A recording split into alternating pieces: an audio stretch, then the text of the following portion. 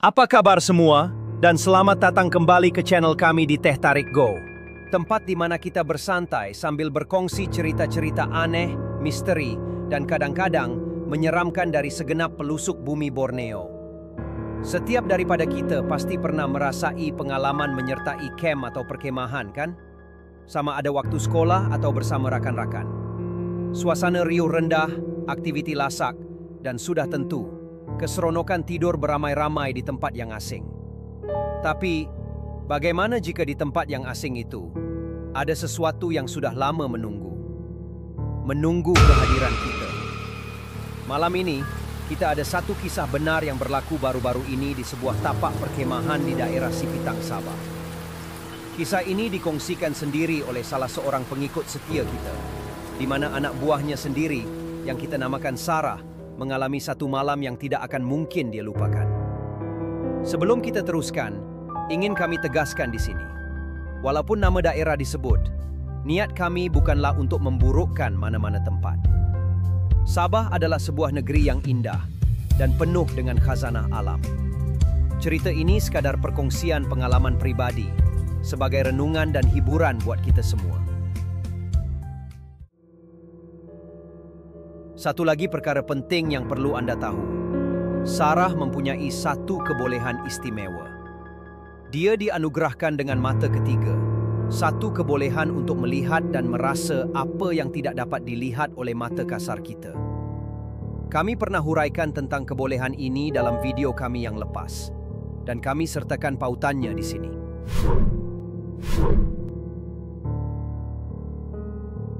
Kisahnya bermula apabila sekumpulan remaja, termasuk Sarah, menyertai sebuah kamp motivasi selama 2 hari 1 malam.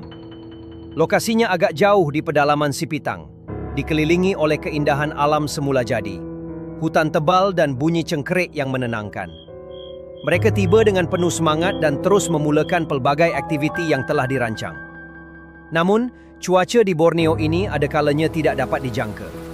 Hujan lebat yang turun pada sebelah petang memaksa para penganjur membuat keputusan untuk menempatkan para peserta di sebuah bangunan asrama atau dormitori yang terletak tidak jauh dari tapak perkhemahan utama. Dormitori ini merupakan sebuah bangunan kayu yang sudah agak lama. Walaupun jarang digunakan, keadaannya masih elok dan selamat untuk dijadikan tempat berteduh. Oleh kerana peraturan kamp melarang penggunaan telefon bimbit pada waktu siang, dan liputan talian pun tiada. Malam itu semua peserta masuk berehat lebih awal, keletihan selepas seharian beraktiviti.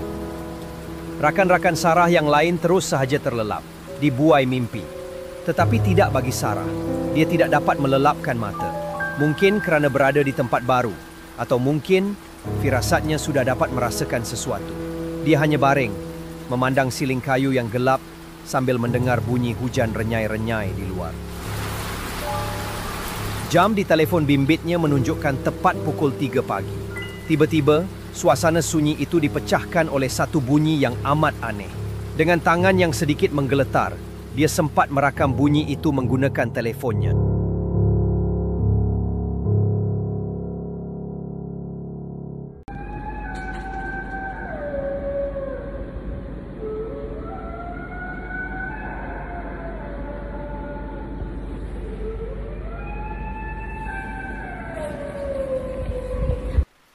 Itu bukan bunyi haiwan liar, bukan juga suara manusia biasa.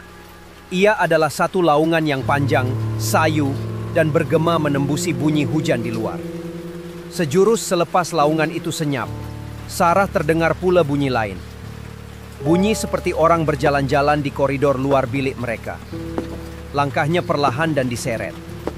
Dengan penuh debaran, Sarah mengintai melalui celah-celah tingkap nako. Tetapi di luar sana, kosong. Tiada sesiapa. Hanya kabus nipis yang membaluti persekitaran. Dia mengejutkan seorang kawannya yang tidur di katil sebelah. "Kau dengar tak tu?" bisiknya. Kawannya yang mamai hanya menggelengkan kepala dan menyambung tidur. Sarah mula berasa tidak sedap hati. Tidak lama kemudian, gangguan seterusnya tiba. Bunyi kerusi diseret di lantai, datang dari arah ruang umum di luar bilik mereka. Bukan sekali, Tetapi berkali-kali, setiap kali bunyi itu kedengaran, Sarah akan menjenguk keluar. Dan setiap kali itu jugalah, tiada apa-apa di sana. Ketika inilah, Sarah mula sedar. Dengan kebolehan mata ketiga yang dia ada, dia faham bahawa ini bukanlah gangguan daripada manusia. Rakannya yang lain tidur lena, tidak mendengar apa-apa. Hanya dia seorang sahaja yang dijemput untuk mendengar simfoni seram malam itu. Menyedari hakikat itu, Sarah mengambil keputusan untuk tidak lagi melayan gangguan tersebut. Dia menarik selimutnya sehingga menutupi seluruh badannya, cuba membaca apa-apa doa yang dia hafal. Dia berharap jika dia tidak mempedulikannya, benda itu akan pergi. Tetapi dia silap. Benda itu mungkin terasa seperti tidak diendahkan. Ia mahukan perhatian. Pintu bilik mereka terasa seperti ditendang dengan satu das yang amat kuat. Seluruh bilik seakan bergegar. Namun anehnya, tiada seorang pun rakannya yang terjaga. Sarah kaku di dalam selimut. Jantungnya berdegup kencang seolah-olah mahu pecah. Dia tetap tidak berganjang. Benda itu nampaknya semakin marah. Kali ini ia tidak lagi berada di luar. Ia sudah berada di dalam bilik.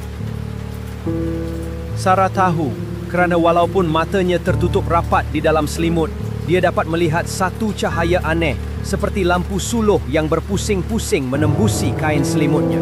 Cahaya itu menari-nari di sekelilingnya, seolah-olah sedang mencari sesuatu. Pintu bilik tidak pernah dibuka, tetapi ia sudah masuk. Dan kemudian, saat yang paling mengerikan tiba. Tiba-tiba, Sarah merasakan tilam di sebelahnya melendut ke bawah. Seolah-olah ada seseorang yang berat baru sahaja melabuhkan punggungnya betul-betul di sisinya. Dia dapat merasakan kehadiran itu, begitu dekat, begitu nyata. Sarah hanya mampu memejamkan mata sekuat hatinya menahan nafas. Dalam beberapa detik yang terasa seperti selamanya, dia kemudian mendengar satu dengusan kasar dan marah, kedengaran betul-betul di tepi telinganya.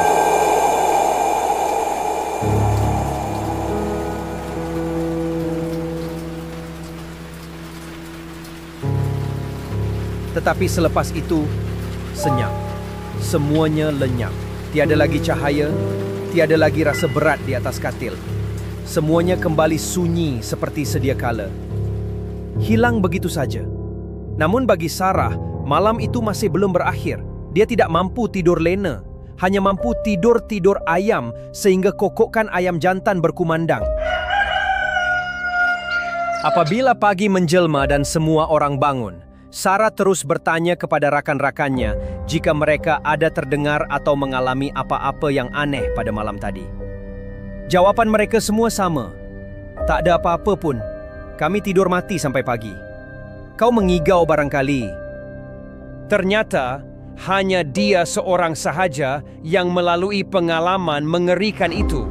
Laungan misteri, bunyi tapak kaki, kerusi yang diseret, pintu yang ditendang, dan kemuncaknya kehadiran tetamu tanpa jasad di sebelahnya.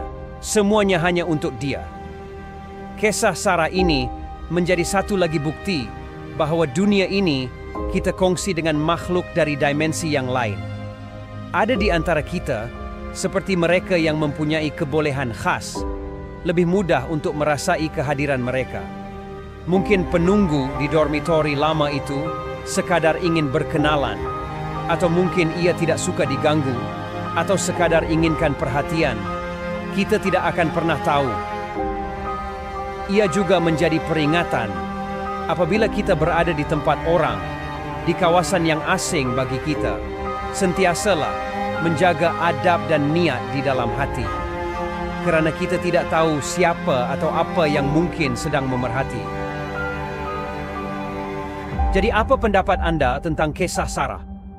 Adakah anda ataupun kenalan anda pernah mempunyai kebolehan istimewa seperti ini? Pernahkah anda merasa atau mendengar sesuatu yang orang lain di sekeliling anda tidak alami? Kongsikan pengalaman anda di ruangan komen di bawah. Kami ingin sekali mendengarnya. Jangan lupa untuk like, share, dan subscribe channel Teh Tarik Go untuk lebih banyak lagi kisah misteri dari bumi Borneo. Sehingga kita berjumpa lagi dalam sesi seterusnya. Jaga diri dan sentiasa peka dengan persekitaran Anda. Kerana kita tidak pernah benar-benar bersendirian.